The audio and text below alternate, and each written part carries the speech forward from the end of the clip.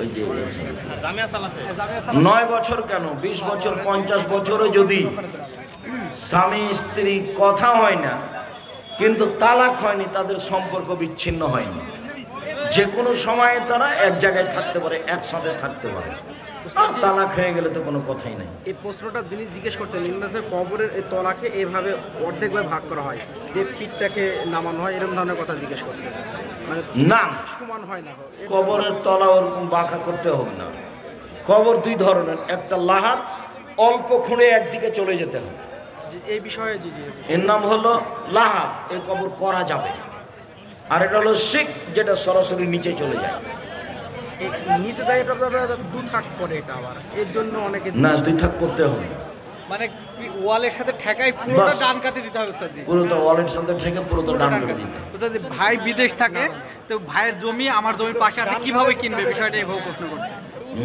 ভাই বিদেশ থাকে, প্রবাসী ভাই, আমার সাথে আমার ভাইয়ের জমিতে, বিদেশি ভাইয়ের জমি আমি কিভাবে কিনবো বিষয়টা এভাবে প্রশ্ন করছে। এটা কোনো বিদেশি ভাই জমি কিনলে যেখানে জমি কিনছে তার ভাইদেরকে জিজ্ঞাসা করে জমি কিনতে হবে। তার ভাইয়েরা যদি কিনতে পারে তাহলে তারাই কিনবে, যদি না কিনতে পারে তাহলে বিদেশি লোক, যে কোনো লোক কিনতে পারে। আমার মামাতো ভাইয়ের সাথে আমার বিবাহ জায়েজ, কিন্তু আমার মামাতো ভাইয়ের সাথে আমার মেয়ের বিবাহ কি জায়েজ? হ্যাঁ, যখন মাকেই বিবাহ করতে পারে তখন তার মেয়েকে তো বিবাহ করতে পারবেই। ওটা নিজ ভাগ্নি পারে না, ওটা নিজ ভাগ্নি পারে না। চাচা তো বোনকে বিবাহ করতে পারে, তো চাচা তো বোনের মেয়ে তো ভাগ নিয়ে দেশের কথাতে, তো মাকেই পারে, মার মেয়েকে পারবে না, কোনো সমস্যা নেই, ওটা ভাগ্নি হলেও চলবে, নিজ ভাগ্নি চলে না।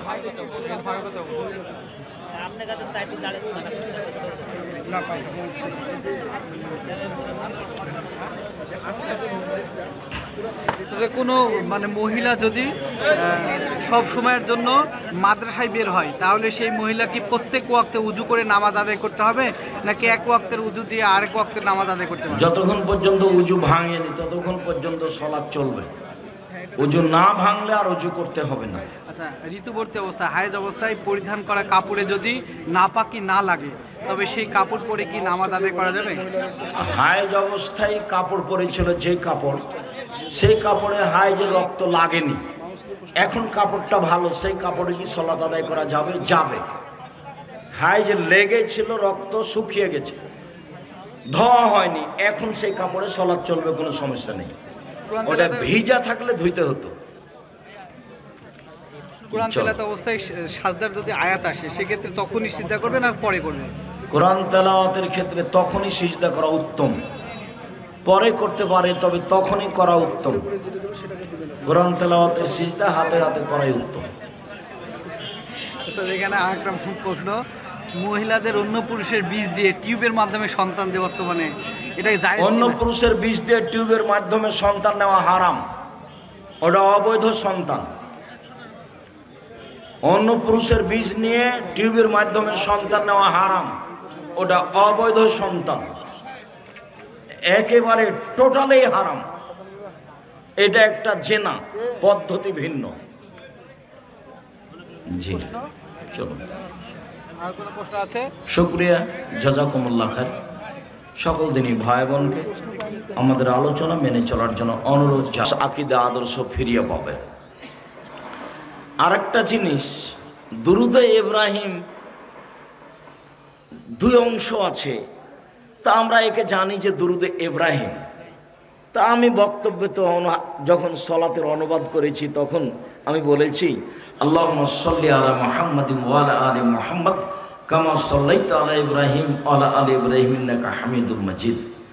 আল্লাহ, তুমি মুহাম্মদ সাল্লাল্লাহু আলাইহি সাল্লামের বংশধর প্রতি, মুহাম্মদ সাল্লাল্লাহু আলাইহি সাল্লামের প্রতি এবং তার বংশধর প্রতি শান্তি অবতীর্ণ করো, যেমনভাবে ইব্রাহিম আলাইহিস সালাম তার বংশধর প্রতি শান্তি অবতীর্ণ করেছে। মানে ইব্রাহিম আলাইহিস সালামের বংশধর বলতে সেইটা ছিল ইসহাক, আর মোহাম্মদের উপরে বলতে সেটা হলো ইসমাইল, এটা ধরতে পারিনি। ইব্রাহিম আলাইহিস সালামের দুইটা সন্তান, একটা হলো ইসহাক আর একটা হলো ইসমাইল।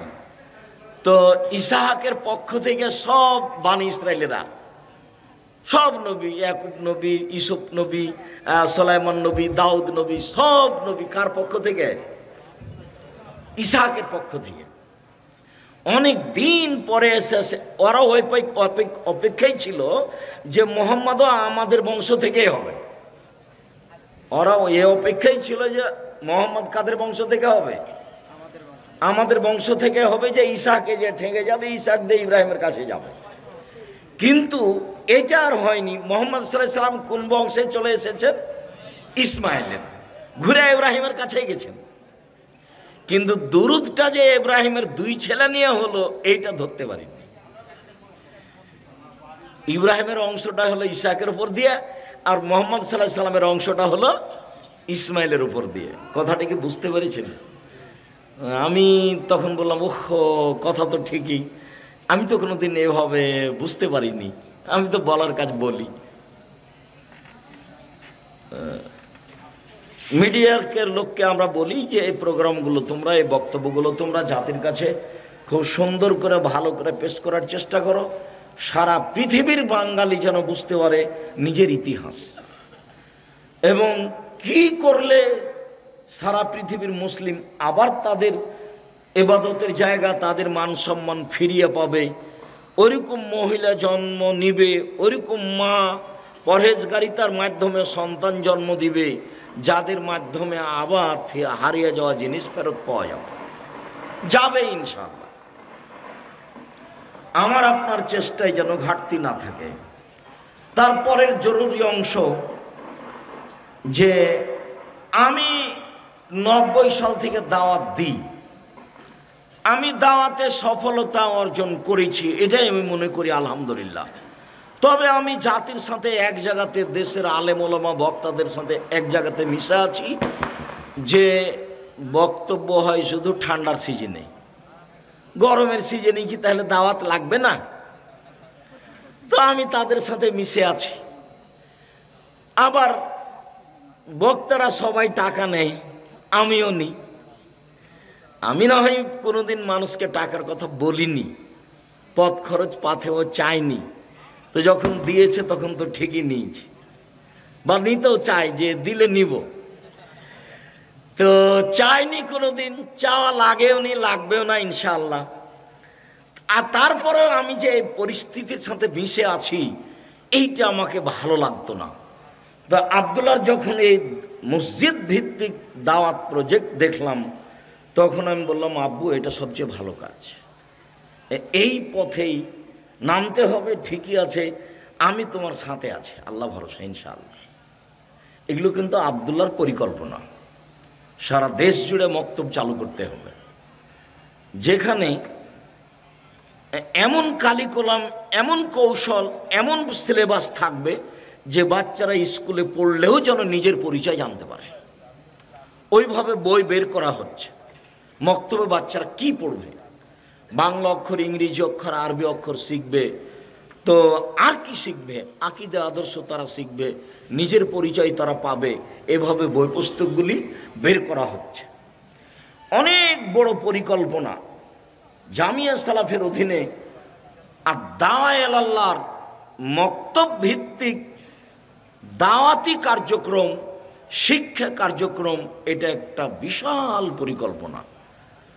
মানুষ আমাদের মধ্যেই এই পরিকল্পনার বিরোধিতা করবে, তারই নাম হিংসা, তারই নাম হিংসা। তো যখন আজ করতে পারবেন যে এইটা হিংসামূলক কথা, তখন সেটা আল্লাহর কাছে সমর্পণ করে বলবেন, আল্লাহ, মানুষকে তুমি হিংসার কবলে ফেলিও না, মানুষকে হিংসা করা থেকে বাঁচাও, আর এই কার্যক্রমটা তুমি কবুল করো, যেটা একটা লক্ষ্য উদ্দেশ্যে পৌঁছিতে পারে। কোনোদিন হিংসার কথায় হিংসা দিয়ে উত্তর দিবেন না। 33 বছরে আমি কোনোদিন কারো হিংসার উত্তর দিইনি, এরকম কোনোদিন আমার প্রয়োজন হয়নি।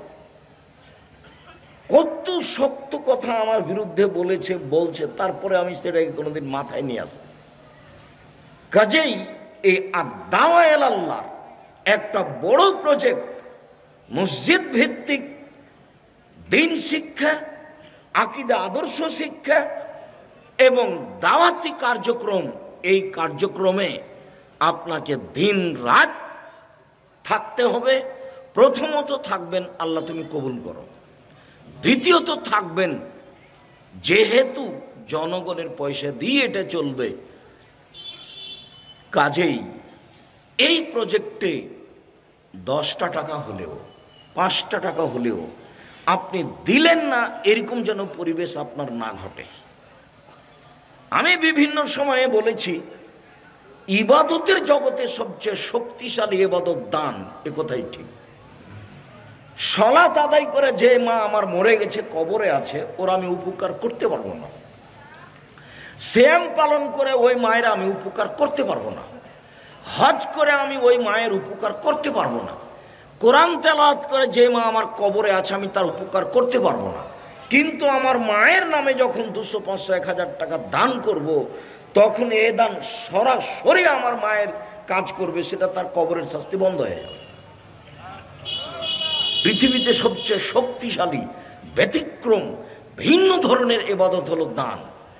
আর এই দাওয়াত আল্লাহর একটা বড় কাজ, এই মসজিদ ভিত্তিক দাওয়াত ও শিক্ষা কার্যক্রম, এটা একমাত্র আল্লাহকে সন্তুষ্ট করার জন্য এবং সেই মানের ছেলে মেয়ে গড়ে তোলার লক্ষ্যে। এইটা কোনো ব্যক্তিকে খাটো করার জন্য নয়, এইটা কোনো ব্যক্তির বিরুদ্ধে নয়। কাজেই মনে রাখবেন যে দাওয়াত আল্লাহ বা জামিয়া সালাফিয়া 10 টাকা দান করলে ওটাই আশা করবেন, যেটা আমি বক্তব্যে বলেছি, পতিতালয়ের মহিলা যদি কুকুরকে পানি পান করে জান্নাত পেতে পারে, পতিতালয়ের মহিলা যদি কুকুরকে পানি পান করে জান্নাত পেতে পারে, জামিয়া সালাফের একটা কাজে আর দাওয়াত আল্লাহর একটা কাজে 10 টাকা দান করে আমি জান্নাত কিনবো ইনশাআল্লাহ। মনে রাখতে হবে, যেই স্বাদ আমি পেশ করেছি আমার মনে বড় স্বাদ। আমি এ দেশের মাটিতে উন্নত মানের প্রতিষ্ঠান গড়বই ইনশাআল্লাহ, যেখানে ছেলে মেয়ে বাংলা, ইংরেজি, আরবি উন্নত মানের শিক্ষা অর্জন করে জাতির অন্যায়ের বিরুদ্ধে লড়বে, মুখে কলমে মিডিয়াই লড়বে। মুখে আছি, মিডিয়া আমার সামনে আছে, কলম আমার পাশে আছে, বই পুস্তক মাসিক আল ইতেসাম কলমে আছে, মিডিয়া আমার সামনে আছে, আমি মুখে আছি। জামিয়া সালাফিয়ার মাধ্যমে ভিন্ন ধরনের ব্যতিক্রম সর্বোচ্চ শিক্ষা প্রতিষ্ঠান জামিয়া সালাফিয়া, এর মাধ্যমে ছেলে মেয়ের উন্নত শিক্ষা দিয়ে অন্যায়ের বিরুদ্ধে লড়বই ইনশাআল্লাহ। জামিয়া সালাফিয়া শিরক মুক্ত প্রতিষ্ঠান জামিয়া সালাফিয়া, বিদআত মুক্ত প্রতিষ্ঠান জামিয়া সালাফিয়া, দলমুক্ত প্রতিষ্ঠান জামিয়া সালাফিয়া, সংগঠন মুক্ত প্রতিষ্ঠান জামিয়া সালাফিয়া, হিংসা মুক্ত প্রতিষ্ঠান জামিয়া সালাফিয়া। এদেশের ভালো মানের শিক্ষা দেওয়ার সর্বোচ্চ প্রতিষ্ঠান জামিয়া সালাফিয়া, যেখানে দেশ বিদেশের শিক্ষক অবস্থান করেন। বিদেশি শিক্ষকদের থাকা খাওয়া ভিন্ন, তাদের বাবুর্চি ভিন্ন। সামনে জানুয়ারি থেকে সরাসরি মদিনা বিশ্ববিদ্যালয়ের 2 জন শিক্ষক জামিয়া সালাফিয়া পাঠদান করবে ইনশাআল্লাহ। এখন বিদেশি আছে, তার নাম জামিয়া সালাফিয়া।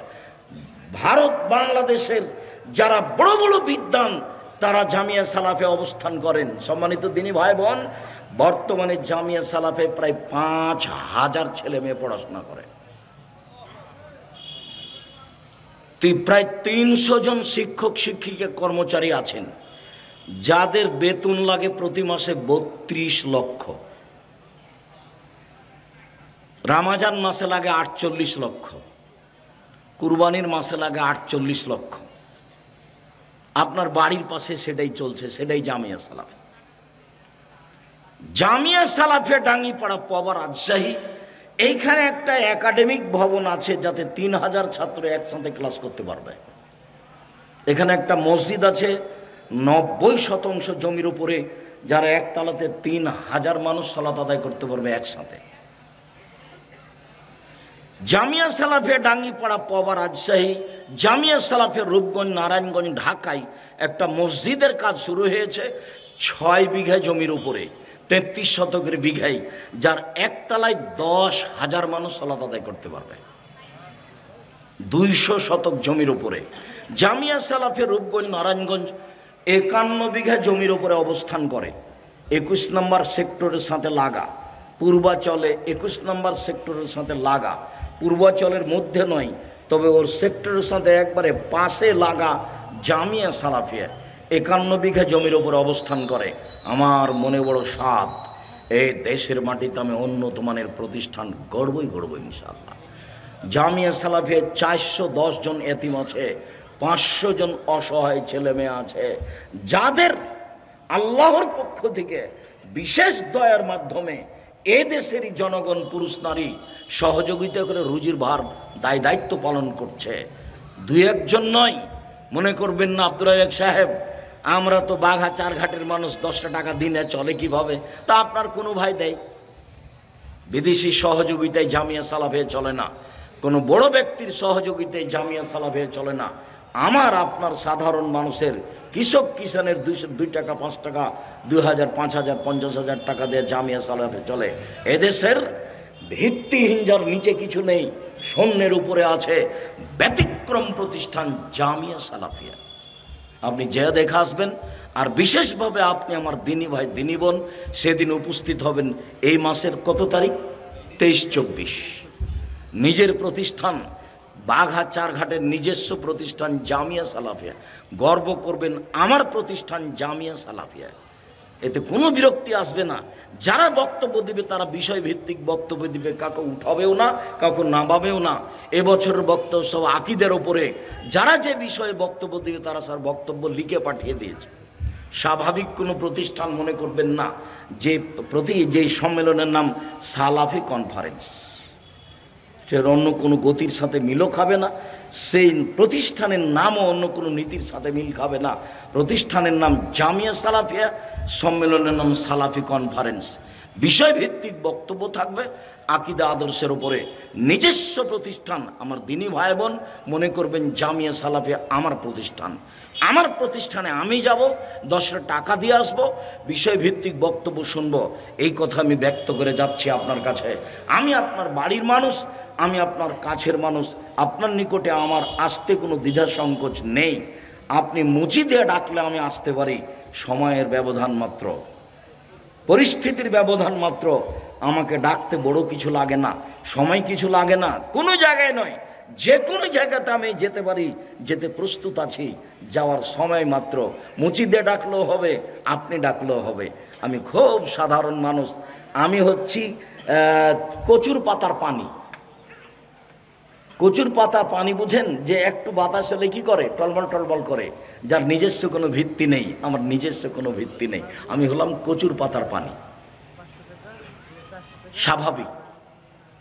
জামিয়া সালাফিয়া দেশের ব্যতিক্রম প্রতিষ্ঠান, যার 10 টাকা ক্ষতির আমার মাথাতে হিসাব নেই। এই প্রতিষ্ঠান কবুলের জন্য আল্লাহকে বলছি, পৃথিবীর কোনো শক্তি এই প্রতিষ্ঠানের ক্ষতি করতে পারবে না, ইনশাআল্লাহ আপনাকে আমি বলে রাখলাম। এরকম কোনো ক্ষমতা মানুষের হাতে আসবে না। সাময়িক ক্ষতি করতে পারে, সাময়িক বদনাম করতে পারে, সাময়িক ক্ষতির চেষ্টা করতে পারে, সাময়িক বদনামের চেষ্টা করতে পারে। এমনও কতগুলো লোকের দাবি আছে যে জামিয়া সালাফিয়া রূপগঞ্জ নারায়ণগঞ্জে যেন মসজিদের জমি কিনতে না পারে, কত টাকা লাগবে ঠেকানোর জন্য সেটা ব্যবস্থা করব। সেটাও চেষ্টা চলছে। তারপরে স্বাভাবিক গতিতে, ধীর গতিতে তার কাজ চলতে আছে। যার জন্য আপনাকে আমি বলি, আপনার যেটা বড় দেওয়া, আমার যেটা বড় পাওয়া, সেটা হলো একটু মুখে বলতে হবে, আল্লাহ তুমি জামিয়া সালাফিয়া কবুল করো। তার বড় প্রজেক্ট এই আপনার মসজিদ ভিত্তিক দাওয়াত, আল্লাহ তুমি এটাকে কবুল করো। তুমি কবুল করলে কাজ সহজ, তুমি কবুল না করলে কাজ ভারী। আর বলছি, আমাদের ভুল ত্রুটির কারণে যেন এই প্রতিষ্ঠানের ক্ষতি না হয়, এরকম ভুল ত্রুটি করতে রাজি নই। আমাদের ভুল ত্রুটির কারণে যেন এই প্রতিষ্ঠানের ক্ষতি না হয়, এরকম ভুল ত্রুটি করতে রাজি নই। যদি মানুষ মাত্র হয়ে যাই তাহলে মাফ করে দাও, আর যেন না হয় এই ব্যাপারে তুমি তৌফিক দান করো। এটা আল্লাহর কাছে জোরালো দাবি।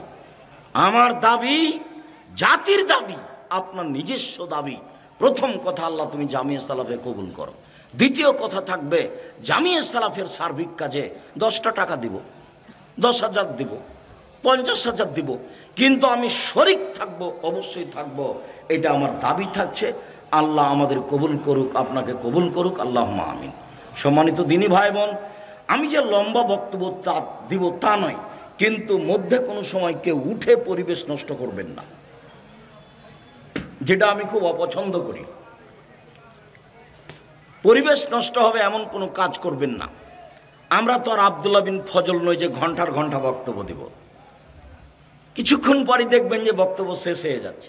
আর যেসব দিনী বোন আসলেন ঢং ঢং করে আসলেন, ঢং ঢং করে চলে গেছে। কি বুঝলো ও যে আসলো এখানে চলে গেল? তো কি বুঝলো ও? কি আব্দুল্লাহর বক্তব্য বুঝলো? আমি যে দুটা কথা বলবো সেটা কি শুনলো? কেনই বা আসলো, কেনই বা গেল? আসলো গেল কেন? আপনি কাপুরুষ সেই জন্য। আপনি জানেন না যে আব্দুর রাজ্জাক বিন আসবেন 33 বছর আমি কোনোদিনও অপ্রয়োজনীয় বাক্য বলিনি, আজকেও বলবো না। তো কেনই বা আপনার বোন আসলেন এভাবে আর চলে গেলেন? কি বুঝলো? আপনি এখান থেকে দাঁড়িয়ে যে চা খাচ্ছেন, বসে আছেন, গল্প করছেন, কেন? কি বুঝাচ্ছেন আপনি আমাকে? কি বুঝাতে চাচ্ছেন? বোকামি গাছে ধরে না। বোকামি ত্যাগ করে ভদ্রতা বজায় রেখে বিষয়ভিত্তিক কোরআন হাদিসের আলোচনা শুনুন, জামিয়া সালাফিকে মূল্যায়ন করুন। ইহকালে সফলতা আসবে, পরকালে সফলতা আসবে, আসবে আসবে ইনশাআল্লাহ। মহান আল্লাহ বলেন, লোকমান হাকিম বলেন, বুনাইয়া লা তুশরিক বিল্লাহ, আপু তুমি আল্লাহর সাথে শিরক করো না। শিরক সবচেয়ে বড় অপরাধ। বিচারের মাঠে আদমের ছেলে মেয়ে যখন উপস্থিত হবে আকাশ পরিমাণ পাপ নিয়ে, আকাশ জমিন পাপে ভর্তি হয়ে আছে, সব পুরুষ নারী উপস্থিত হবে বিচারের মাঠে। তখন আল্লাহ বিচারের মাঠে আসবেন আদম সন্তানের সামনে, এসে বলবেন, শোনো, আতাইতানি বিকুরাবিলার যে খাতায় সুম্মা লাকিতানি লা তুশরিক বি শাইআ লা আতাইতুকা বিকুরাবিহা মাগফিরা। আদম সন্তান শোনো, আজকে আকাশ জমিন পরিমাণ পাপ নিয়ে উপস্থিত হয়েছো, আমি সেই পরিমাণ ক্ষমা নিয়ে উপস্থিত হয়েছি।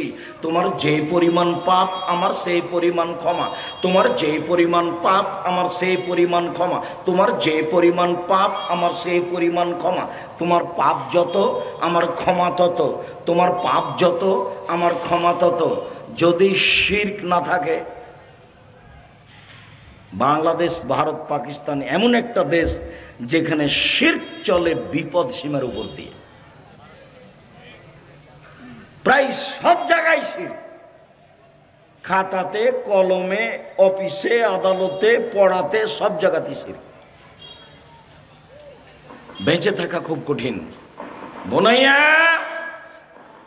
শিরক করবে না, শিরক বড় অপরাধ। পরিবার কিভাবে গড়তে হবে, আদর্শ পরিবার, তার 1 নম্বর কাজ এইটা। 2 নম্বর, বোনাইয়া আকিমিস সালাত আমর বিল মারুফ ওয়ানহা আনিল মুনকার। আব্বু 5 ওয়াক্ত সালাত আদায় করো। এই ছেলে, তুমি তোমার কাজ আমাদেরকে দেখাতে চাচ্ছ কেন? এই বাচ্চা, তুমি কেন এখানে? সরো। আপনারা পাশে কেউ দাঁড়িয়ে থাকবেন না, ওরকম আচরণের আমার প্রয়োজন নাই। খুব ভদ্রতা বজায় রেখে বসে থাকবেন। জায়গা না থাকে সেটা ভিন্ন কথা। পরিবারের দ্বিতীয় কাজ, 1 নম্বরে এই পরিবারে কেউ শিরক করতে পাবে না।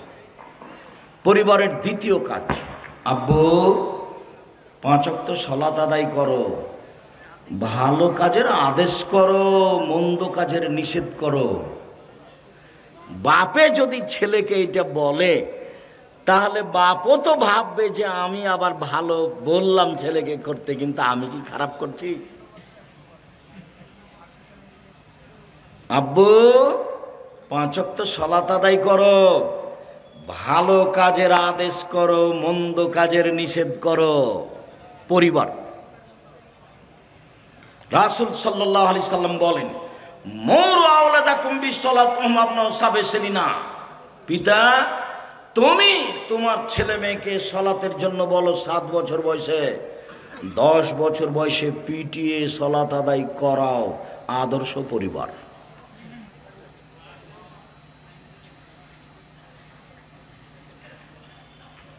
আব্বু ওয়ালা তুসাইর খাদ্দাকা লিন্নাস ওয়ালা তামশি ফিল আরজি মারাহা, মানুষকে এড়িয়ে চলো না।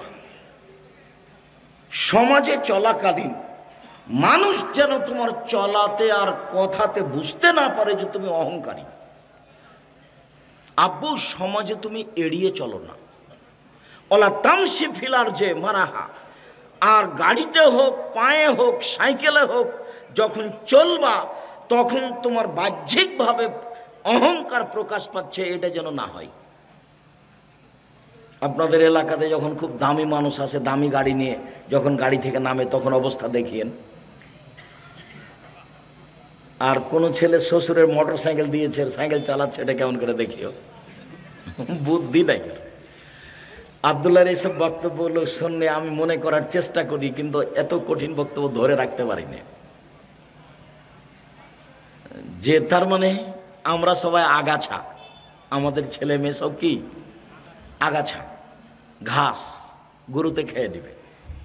মানে আমরাই ছাগল গরু, সব ছেলে মেয়ে ছাগল গরু, খেলাধুলা নিয়ে আর গান বাজনা নিয়ে ব্যস্ত আছে। আর যারা মসজিদের চেয়ারম্যান মেম্বার, তারা মসজিদ টাইলস বানাবে এ নিয়ে ব্যস্ত আছে, টাইলস লাগাবে মসজিদে এ নিয়ে ব্যস্ত আছে। আর যারা সরকারিভাবে দায়িত্ব পালন করে তারা রাস্তাঘাট আর কারেন্ট নিয়ে ব্যস্ত আছে। কই বড় বড় বিশ্ববিদ্যালয় তৈরি হয়েছে কি? বড় বড় বিশ্ববিদ্যালয় তৈরি হবে, ডাক্তারের জন্য বাংলাদেশের সব পুরুষ নারী চলে যাচ্ছে ইন্ডিয়া। ওখান থেকে মাসে 5 লক্ষ টাকা করে বেতন দিয়ে ওখান থেকে মেয়ে নিয়ে এসে বাংলাদেশে মেয়েদেরকে ডাক্তারি শিখাতে হবে, তাহলে হবে আমার নিজস্ব সম্পদ। কথা বুঝাতে পারি? তাহলে আমি নিজের পরিচয় নিজে চিনতে পারবো আমি কে। গান বাজনা করতে করতে অসুখ বিসুখ হয়ে গেল, তখন টাকাটা আবার ইন্ডিয়াতে দিয়ে আসলাম। তা আমি নিজে কি করলাম? বক্তারা ভালো চলছে যে কিভাবে বক্তব্য দিলে মানুষ খুশি হবে, টাকা পাওয়া যাবে। মসজিদের সেক্রেটারি সভাপতি মসজিদে টাইলস লাগাবে, সবাই নিজ নিজ জায়গাতে আছে। জাতির জন্য কে আছে? জাতি ভুলে গেছে যে আমি কে। 1 মিনিট, আমি কোনো কথা সহজে বলতে চাই না। তো গোলাম মুর্তজা নামে একটা বক্তা ছিল ইন্ডিয়ার, ওর একটা বক্তব্য ছিল যে রাজশাহীতে একটা বিস্কুট ফ্যাক্টরি তৈরি হয়েছে, যার দারোয়ানের বেতন হলো 30,000 টাকা। তো দরখাস্ত পড়েছে, তো কয়েক হাজার দরখাস্ত পড়েছে। তো ঘটনা কি ছিল? ঘটনা ছিল যে বগুড়া জেলার ডিসি এসেছিল বাঘাচার ঘাটে একদিন, কথার কথা কিন্তু এটা কথা নয়। এসে দেখছে বাগান, স্বামী স্ত্রী মিলে বাগান দেখছে, বাচ্চা ওই গাড়িতে শুয়েছিল, কেটে যেন বাচ্চাকে চুরি করে নিয়েছে। তো ওরা বড় বড় আম দেখলো, একবারে মাটির সাথে ঝুলে আছে। বাহ, কত সুন্দর আম, এত সুন্দর আম দেখতে, কিন্তু বাচ্চা পেলে ভুলে গেছে, সে দেখছে গাড়িতে বাচ্চা নাই, খুঁজে খুঁজে পেল না। তো নিরুপায় কান্নাকাটি করতে করতে চলে গেছে। তো এখন বিস্কুট ফ্যাক্টরি 30,000 টাকা বেতন। তো যে লোকটা একে চুরি করে নিয়ে গেছিল, সে লোকটা এ ছিল ওর বাড়িতে থাকতে থাকতে বড় হয়ে গেছে, ডুড্ডা মুড্ডা যেটা হোক হয়েছে, হয়ে একটা দরখাস্ত করেছে ওই গার্ড হওয়ার জন্য। তারপরে ও ওই নিয়োগ পেয়েছে। তো এখন একটা লোক ওখান দিয়ে যাচ্ছে, তো গার্ড সিগারেট টানছে। তখন এ বলছে তুমি কে? তখন গার্ডটা বলছে, হ্যাঁ আপনি আমাকে চিনেন না, 3,000 মানুষ দরখাস্ত করেছিল, তার মধ্যে আমি লিস্টে এসেছি, আমি সেই গার্ড, 3,000 বেতন, আপনি আমাকে চিনেন না। ও, তোমাকে আমি চিনি না, তুমি তোমাকে চিনো না, তোমার বাপ হলো আপনার ওই বগুড়া ডিস্ট্রিক্ট ম্যাজিস্ট্রেট ডিসি, তোমার বাপ আর তোমার মা এসেছিল এখানে আম বাগান দেখতে, আমার চাচাতো ভাই তোমাকে চুরি করে নেয়। তো ঘটনা হলো এই, তুমি হলে পাহারাদার গার্ড। তখন ও বলছে ছি ছি ছি ছি, সিগারেটটা ফেলে দিয়ে ছুটেছে বাড়ির দিকে, দেখি আমার বাপ মা কোথায়। ও তো ডিসির ছেলে, ডিসি। ওই এতক্ষণে বুঝতে পেরেছে নিজের পরিচয়, বুঝতে পেরেছে আমি কেন পাহারাদার। আমি যখন বুঝতে পারবো আমি কেন পাহারাদার, তখন আমি বুঝবো যে আমার এই গান বাজনা এগুলোর মধ্যে গাঁজা, তারপরে খেল তামাশা এগুলো নিয়ে মত্ত থাকা হবে না, মসজিদের টাইলস নিয়ে মত্ত থাকা হবে না, রাস্তাঘাট নিয়ে মত্ত থাকা হবে না, গাছের নিচে ছেলেরা পড়াশোনা করে মানুষ হয়েছে। কোথায় ছেলে পড়ালে মানুষ হবে, মানুষের মতো মানুষ হবে, কোথায় ছেলে পড়ালে ছেলে সিংহ হয়ে বড় হবে, অন্যায় তার কাছে আশ্রয় পাবে না, সেই চিন্তা ভাবনা মাথায় আসবে। যেহেতু নিজেকেই চিনতে পারলাম না নিজে, তখন আমিও পশু প্রাণী, ছেলে মেয়েও পশু প্রাণী। সম্মানিত দিনী ভাই বোন, বলছিলাম আদর্শ পরিবার জরুরি। যে ছেলে মেয়েকে বলে দিতে হবে, 1 শিরক করো না, 2 সালাত আদায় করো, 3 রাস্তায় চলার সময় অফিস আদালতে করে মানুষকে উপেক্ষা করো না, 4 অহংকার করে চলো না, 5 অগজব সৌতা, মানুষের সাথে কথা বললে নরম ঠান্ডা করে বলিও, নিশ্চয় চিৎকার করে কথা বলা গাধার পরিচয়। আল্লাহ বলছে, ইন্না আনকারা লাসওয়াতিল আসাতুল হামির, সবচেয়ে খারাপ কণ্ঠ হলো গাধার কণ্ঠ। কথাতে কোনো সময় চিৎকার থাকবে না। বাপে ছেলেকে বলছে আদর্শ পরিবার।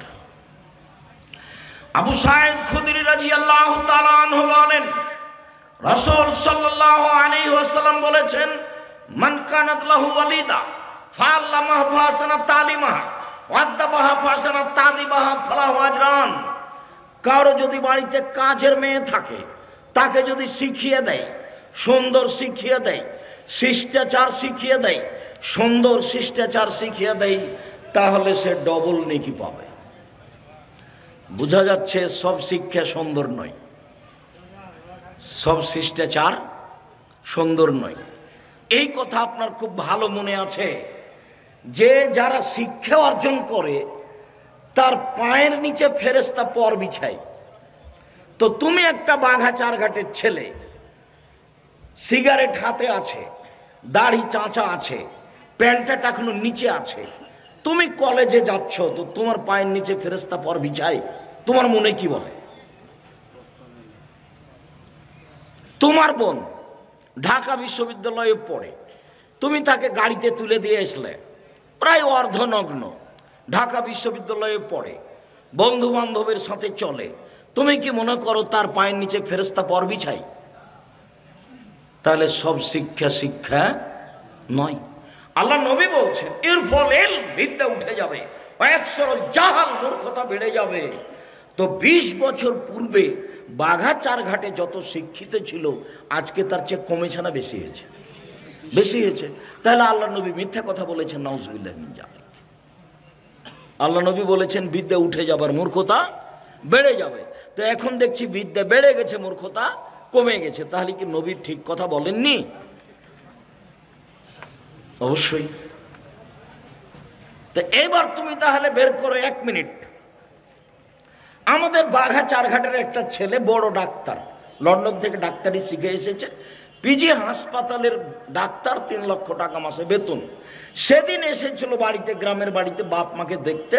তো দেখলাম যে ডাক্তার গাড়ি থেকে নামলো, প্যান্ট পরে আছে, প্যান্টটা টাকানোর নিচে আছে, গলায় টাই আছে, দাড়ি চাঁচা আছে, হাতে সিগারেট আছে, এভাবে নামলো। একটু পরে দেখলাম তার স্ত্রী, পরিবার নামলো গাড়ি থেকে, স্ত্রী নামলো, হালকা হালকা গায়ে কাপড় আছে। একটু পরে দেখলাম তার মেয়ে গাড়ি থেকে নামলো, তেমন কোনো গায়ে কাপড় নেই। দেখলাম গাড়ির পিছন দিকে কুকুর আছে। তুমি এখন বলো যে এটা আমাদের বাঘাচারঘাটের শিক্ষিত মানুষ, বলো দেখি কিভাবে বলতে পারো? আরো তলিয়ে দেখবা, ও প্রেসক্রিপশন লেখে যে, তো যেই কোম্পানি তাকে টাকা দেয় তারটা লেখে, ও জানে যে এর চেয়ে ভালো ওষুধ আছে। তাহলে এ হলো জাতির প্রতারক, ধোঁকাবাজ।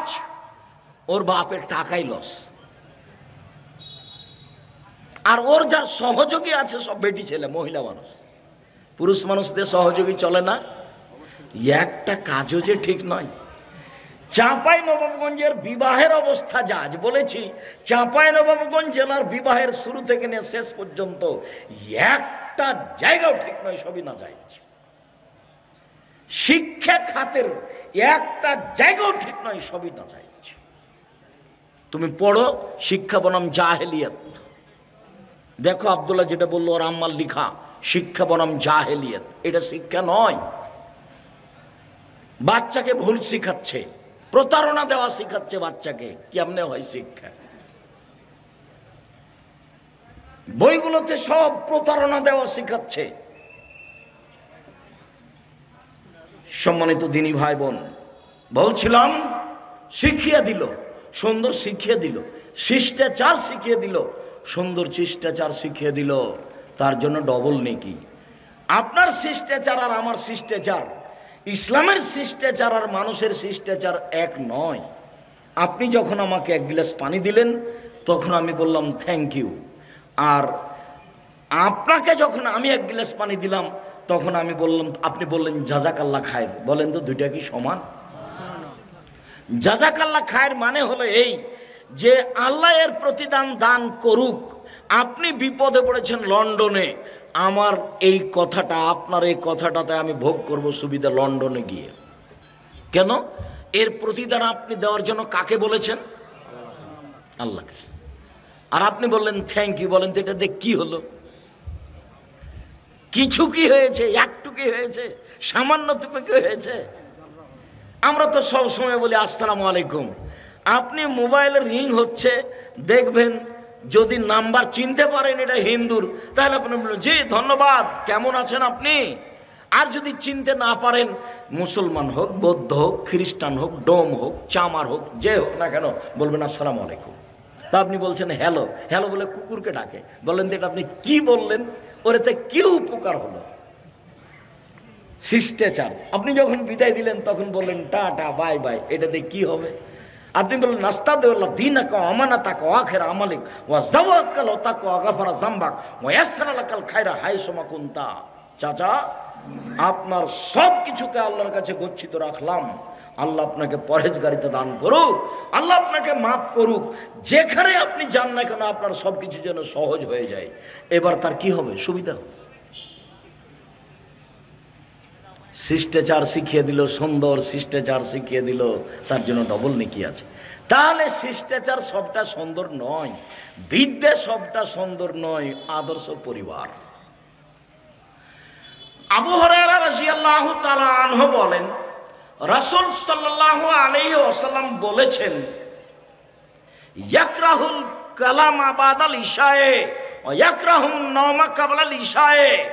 এশার সালাতের পূর্বে ঘুমানোকে ঘৃণা করতেন, এশার সালাতের পরে কথা বলাকে ঘৃণা করতেন। এশার সালাতের পরে কথা বলাই ঘৃণিত কাজ। তো ঘন্টার ঘন্টা দোকানে আড্ডা পিঠা চলতে পারে কি করে? চিরদির জন্য বাঘাচার ঘাটে আড্ডা পিঠা হারাম। আজ থেকে দুইজন যেখানে লোক বসে আছে সেখানে বসবেন না। চারটা কথা মনে রাখবেন। এক, 5 ওয়াক্ত সালাত যে কোনো মূল্যে পড়বই। এর চেয়ে পৃথিবীতে কোনো জরুরি কাজ নেই, সেটা হাইকোর্ট হোক আর জজ কোর্ট হোক, সেটা যেটাই হোক না কেন, পৃথিবীতে মানুষের সবচেয়ে জরুরি কাজ হলো 5 ওয়াক্ত সালাত। 2, হালাল রুজি। অল্প দিন বাঁচতে এসে হারাম রুজি উপার্জন করতে হবে না, শ্বশুর শাশুড়িকে টাকা ফেরত দিতে হবে, টাকা নিতে হবে না। বোনকে ভাগ দিয়ে দিতে হবে, বোনের ভাগ নিতে হবে না। যদি তুমি আমাকে জিজ্ঞাসা করো, আপনি যদি আমাকে জিজ্ঞাসা করেন আব্দুল রাজ্জাক সাহেব আপনাদের জমি জায়গার খবর কি, আমার বাপ যেদিন মারা গেছেন মাটি দিয়ে এসে আগে জমি ভাগ করেছি, জমি ভাগ করে ভাগটা দিয়ে দিয়েছি, আর আমরা দুই ভাই বলেছি আমাদের যে ভাগ আছে সেটা তোমরাই খাও। 15-16 বছর হলো আমার বাপ মরা, আমরা ওটা দিন খোঁজও নিনি। আমার ছোট ভাই মুস্তফা কামাল বরিশাল মডেল কলেজের শিক্ষক, আর আমি এই যে রাস্তাঘাটে ঘুরি, বেকার মানুষ।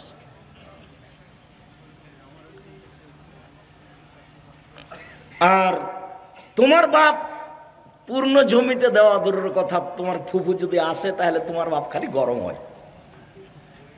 হ্যাঁ, জমির কথা বলিস, সে চুপ থাক। একসঙ্গে খেয়ে চলে যা।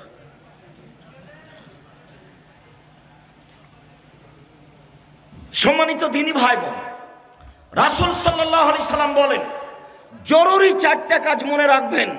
1 5 ওয়াক্ত সালাত, 2 হালাল রুজি, 3 কোরআন তেলাওয়াত অন্তত সূরা ইখলাস, 4 দুইজন যেখানে বসে আছে সেখানে বসবেন না, চিরদিনের জন্য আড্ডা পিটা হারাম। একবারে উঠার সময়তে কান ধরে বলতে হয় এই কথা নয়, উঠার সময়তে একবারে মনে মনে কান ধরে বলবেন আস্তাগফিরুল্লাহ ওয়া আতুবু ইলাইহি, চিরদিনের জন্য আমি আড্ডা পিটা হারাম ঘোষণা দিলাম। চলে তো, মানুষ বেঁচে থাকে তো। আমি কোনোদিন 4 স্টলে বসি না, আমি আছি তো, বেঁচে নেই আমি। তোমার চলে না কেন? তুমি দোকানে যাবো, আসসালামু আলাইকুম আহমদ 1 কেজি লবণ দাও তো, 250 মরিচ দাও।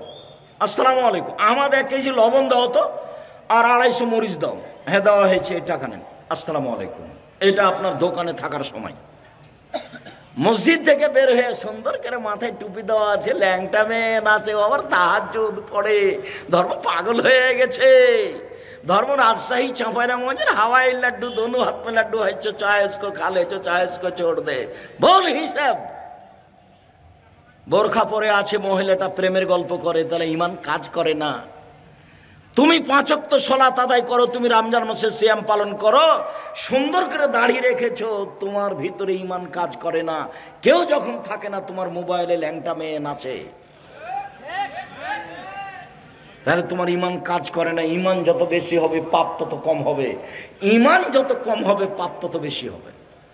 পুরুষ নারী একই। একবারে আস্ত বোরখা পরে আছে, 5 ওয়াক্ত সালাত আদায় করে, রমজান মাসে সিয়াম পালন করে, পর্দা ঠিকই আছে, তাহাজ্জুদ পড়ে, ঘন্টার ঘন্টা প্রেমের গল্প করে, যা টাকা তুলেছে একদিনই শেষ। মোবাইলের অপর নাম জেনা, মোবাইলের বড় মোবাইলের অপর নাম জেনা। আল্লাহ নবী বলছেন 2 চোখের জেনা হলো চোখ দিয়ে দেখা। সম্মানিত দিনী ভাই বোন, আদর্শ পরিবার। আবু সাঈদ খুদরি রাদিয়াল্লাহু তাআলা আনহু বলেন রাসূল সাল্লাল্লাহু আলাইহি সাল্লাম বলেছেন মাসালু জালিসি সলে ও সওয়ে কা সাহেবিল কিরে ও নাফকিল কিরে ও সাহেবিল মিসকে। ভালো বন্ধুর উদাহরণ আর মন্দ বন্ধুর উদাহরণ, ভালো ক্লাস ফ্রেন্ডের উদাহরণ আর মন্দ ক্লাস ফ্রেন্ডের উদাহরণ, ভালো বান্ধবীর উদাহরণ আর মন্দ বান্ধবীর উদাহরণ কামারের মতো আর আতরওয়ালার মতো, কর্মকারের মতো আর আতরওয়ালার মতো। কারো যদি বন্ধু আতরওয়ালা হয়, আতর এমনিতে দিবে, দোস্ত একটু আতর নেও, যদি এমনিতে না দেয় তাবদাও মিনহু, তার কাছ থেকে একটু কিনে নিবে। যদি এমনিতে না দেয়, কিনেও না নেয়, তার পাশে বসে থাকলে আদরের গন্ধ আসবে। আতরওয়ালার কাছে বসে থাকলে ও গন্ধ ঠেকে রাখতে পারবে? পারবে না। এই হলো ভালো বন্ধুর উদাহরণ। বন্ধু ভালো হলে তার প্রতিক্রিয়া আপনার ভিতরে আসবেই। মন্দ বন্ধুর উদাহরণ হলো কামারের মতো।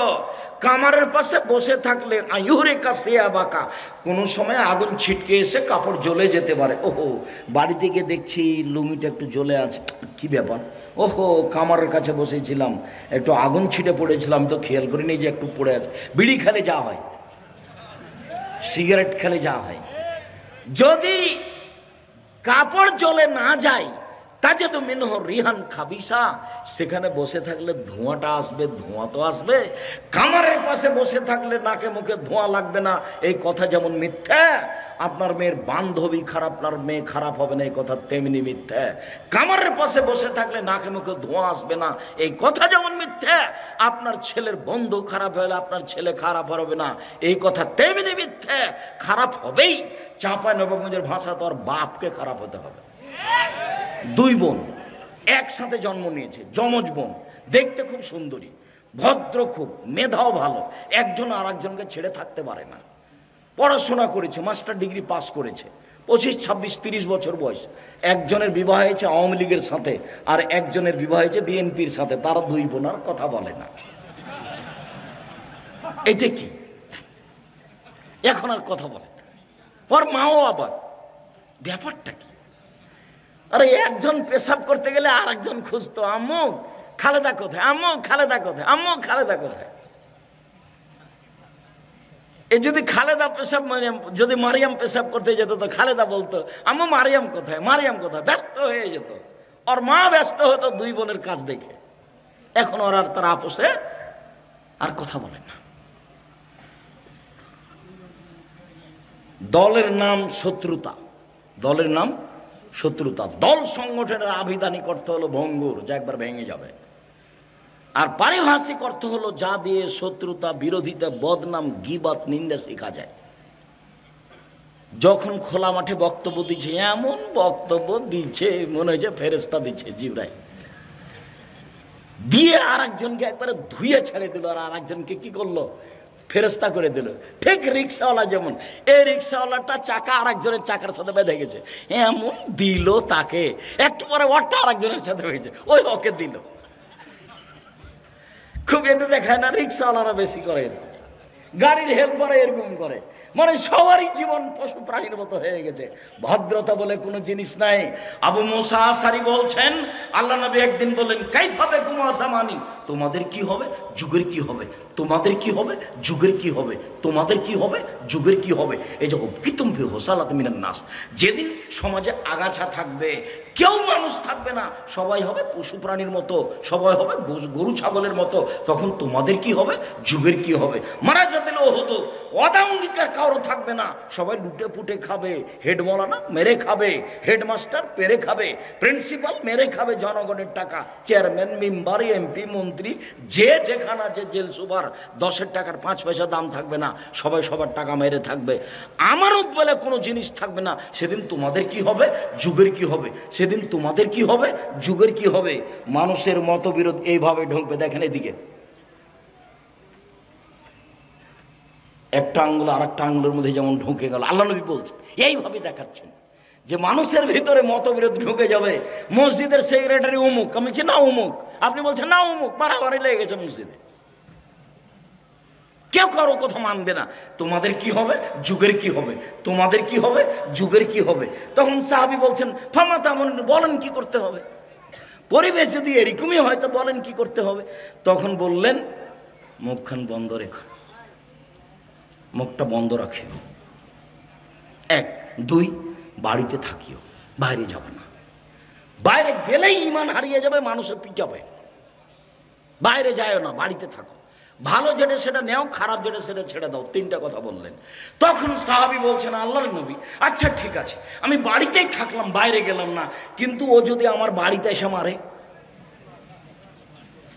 এটা সাহাবীর জিজ্ঞাসা, তখন কি হবে। তখন আল্লাহ রাসূল বলছেন, তাহলে যদি বাড়িতে এসে মারে, তাহলে আদমের 2 ছেলের ভালোটার মতো হয়েও। আদমের 2 ছেলে, কাবিল বললো, এ হাবিল, তোকে আমি মারবো। তখন হাবিল বলল, তুমি মারো মারো, আমি তোমাকে মারবো না।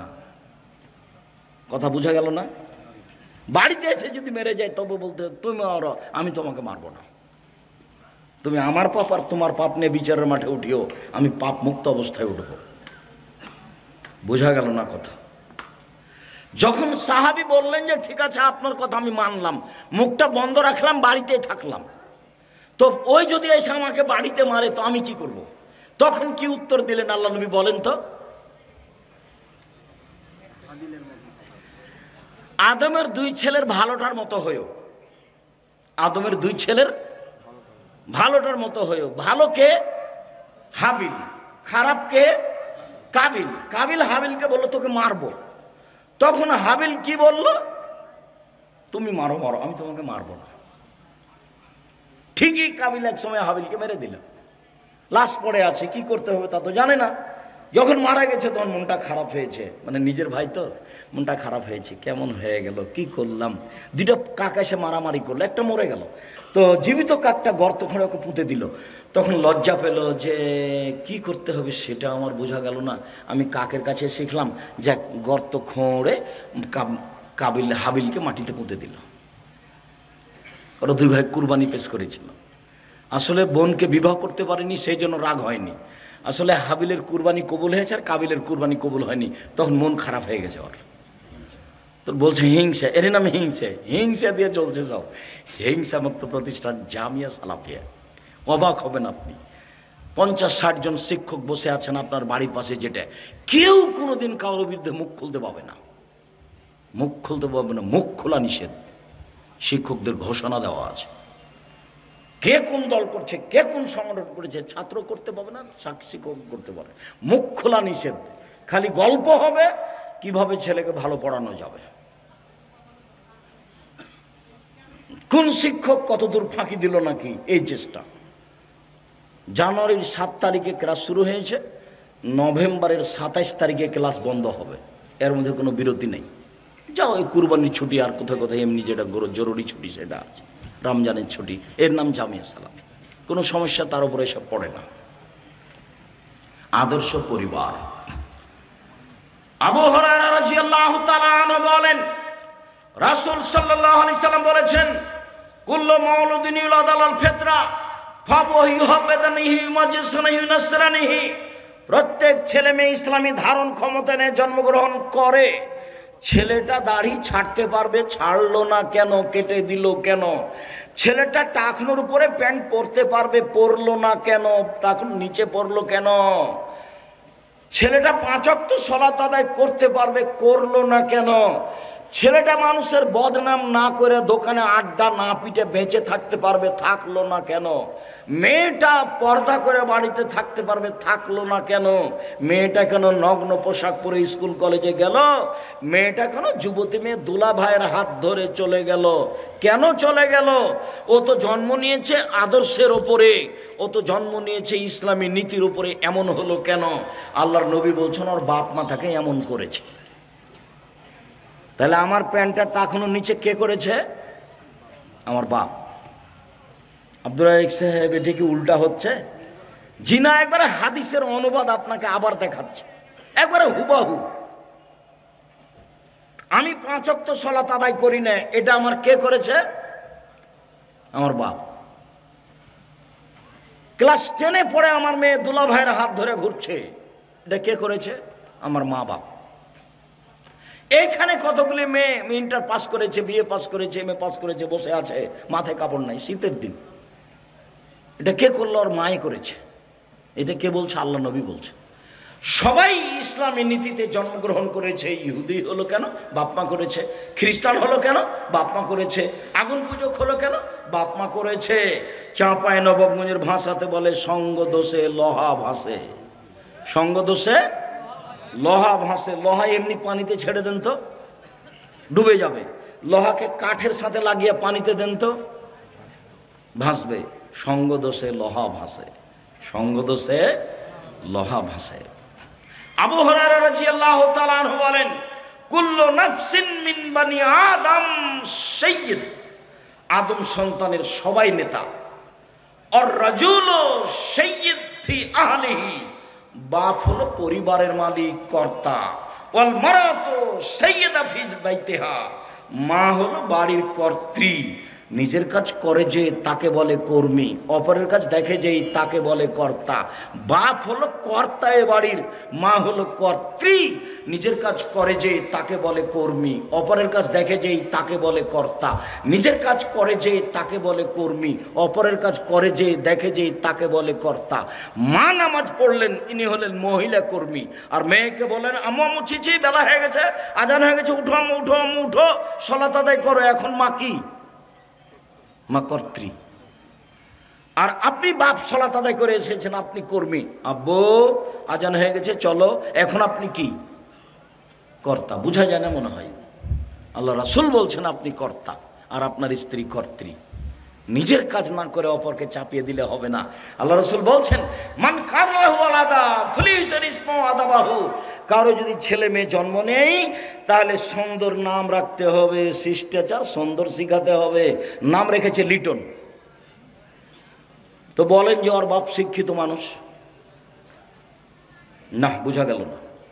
তওবা করতে হবে, তওবা করতে হবে, আর বলতে হবে যে এসব পড়াশোনা করে ভুল করেছি। কই, আমরা তো ছেলের নাম লিটন রাখিনি, আমরা তো মেয়ের নাম লিজা রাখিনি। কি যে শান্তা টান্তা, কি যে হিন্দু মেয়ের নাম রেখেছে, আল্লাহ ভালো। কিভাবে যে তার কাছে এত খারাপ নাম প্রিয় হলো? তার মানে যেই বাপ সব সময় ছবি মূর্তি দেখে, সেই বাপ কি ছেলেকে বলবে বাবু কানে ইয়ারফোন লাগায় না? মাও জানে আর বাপও জানে যে ইন্ডিয়ান গান চলছে। এই বাপ মায়ের পরিবারকে কবর দিয়েছে, এই বাপ মায়ের পরিবারকে কবর দিয়েছে। পরিবার ভিন্ন করতে হবে, আজ থেকে পরিবর্তন করতে হবে, বিদ্যা ভিন্ন করতে হবে, মক্তব ভিত্তিক বিদ্যা পরিচালনা করতে হবে। এই প্রজেক্ট হাতে নিতে হবে, জরুরিভাবে নিতে হবে। কত দিন লাগবে সফল হতে সেই চিন্তা পরে। যেদিন আমি 90 সালে বক্তব্যের মাঠে নামি, সেদিন কি আমাকে মানুষ এভাবে সালাম দিত? বিমানবন্দরে ঢুকলে দেখি মানুষ আমার পিছন দিকে খালি দৌড়াইতেই থাকে। আর কোনো মহিলা পুরুষ বাচ্চাটাকে পাশে নিয়ে এসে বলে, অনুরোধ একটু খালি আমার বাচ্চাটার সাথে আপনার ছবি নেব একটু। জি না, আমি কারোর সাথে ছবি উঠাই না। ঢোকার সাথে সাথে কে কোন দিক থেকে এসে কাজ করছে। তো আমি কিভাবে পরিচিত হলাম? এই বিদ্যে মানুষ একটু বুঝে শোনে। আমি সাধারণ মানুষ, আমি কোনোদিন কারোর সুবিধা ভোগ করতে চাই না, কিন্তু দেখি ওরকমই আছে। এই মাসুম কি হলো? গাড়ির আপনার 1000 টাকা জরিমানা। কেন? গাড়ি বিপদ সময়ের উপর দিয়ে ঘন্টায় 80 কিলোমিটার চলবে, 100 মিটার চালিয়েছে, তো টাকা নেবে। বলছে আমরা একটু যাচ্ছিলাম চট্টগ্রাম, যাচ্ছিলাম আমরা সিলেট, গাড়িতে কি আছে? আব্দুল রাজাক বিন ইউসুফ আছে। আরে খাতা কলম ছেড়ে দিয়ে বলো কি? আমার স্ত্রী তো সবসময় তার বক্তব্য শুনে, রে হুজুর ভুলে গেছে, মাফ করেন, টাকা পয়সা লাগবে না, আপনি যান। তো বিদ্যার প্রজেক্ট নিয়ে আসতে হবে, যেটাতে ছেলে মেয়ে আহাল পরিবার সব ঠিক হয়ে যাবে। রাসূল সাল্লাল্লাহু আলাইহি সাল্লাম বলেছেন, কুল্লুকুম রাইন ওয়া কুল্লুকুম মাসউলুন রায়াতিহি। প্রত্যেকেই নিজ নিজ দায়িত্বশীল, দায়িত্ব সম্পর্কে বিচার মাঠে জবাব দিতে হবে। আর রাজুলু রাইন আহলে ফি বাইতিহি, বাড়ির মালিক বাপ তার পরিবার সম্পর্কে বিচার মাঠে জবাব দিতে হবে। অল মারাতু রাইয়া, স্ত্রী হচ্ছে বাড়ির দায়িত্বশীলা, তার ছেলে মেয়ে তার বৌমা সম্পর্কে তাকে জবাব দিতে হবে। অল আব্দুর রাজুল রাইন, বাড়ি যে কিষান কামলা, একে অক্ষরে অক্ষরে জবাব দিতে হবে। আমাদের দেশে কিষান কামলা ভালোভাবে কাজ করে না। আমি আপনার এই ডাঙ্গিপাড়ার যারা মাটি বহন করে লেবার, তাদের কথা একটু শোনাই। আমার চোখের সামনে একটা লেবার আসরের আজান হয়ে গেছে, ওরা 4টা পর্যন্ত কাজ করবে।